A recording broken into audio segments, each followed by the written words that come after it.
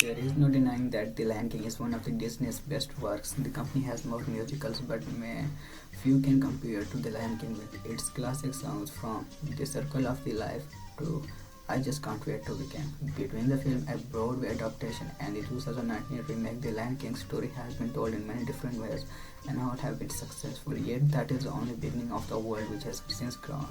After Simba's initial adventures, the story continues with the next generation of lions in the sequel, The Lion King 2, Simba's Pride, and the spin-off series, The Lion Guard. But now the remake is getting a prequel, expanding the story in a different direction.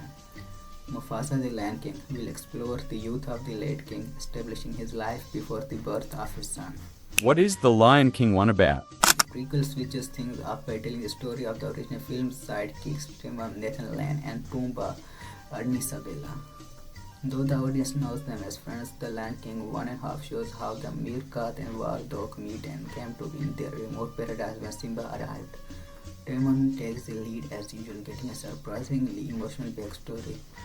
The film shows Timon leaving his family and looking for his own happiness in a world full of danger for his little species, introducing his family and positioning him as an outcast meerkat.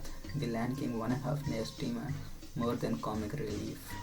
The friendship between Timon and Pumbaa is slow to develop as Timon is too focused on his mission, yet he seems usefulness in Pumbaa, who scares off predators with his smell, and so he keeps the war dog around, accepting him for the same response and reasons others subject him. And they become the iconic duo fans remember.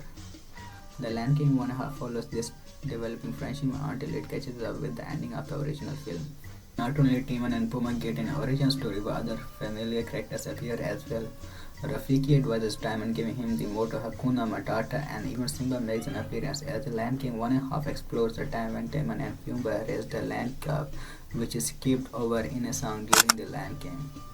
As Timon and Pumbaa find a new life, The Lion King 1.5 tells the story of friendship and self-discovery while hilariously connecting to the beloved original film. Why did the animals go to baby Simba during the Circle of Life? Because of Pumbaa's strange, of course. The prequel also reveals what happened to Timon and Pumbaa between their two verses of Can You Feel the Love Tonight and much more. This setup allows the prequel to use some of the beloved music while showing a new point of view. However, there is new music as well. The Lion King 1.5 strengthens the friendship between Timon and Pumbaa and their relationship with Simba by exploring a different perspective of the story. The Lion King 1 proved the franchise could thrive with prequels. With several original songs and the kind of humor that only Timon and Pumbaa can provide, this often forgotten prequel is perhaps Disney's finest follow-up film and certainly the best prequel the company has made. The Lion King 1.5 holds up even 20 years later because it captures the essence of the two funniest characters from the original, serving as the narrators as well. Timon and Pumbaa's commentary as they make the story about themselves provides a memorable take on the tale.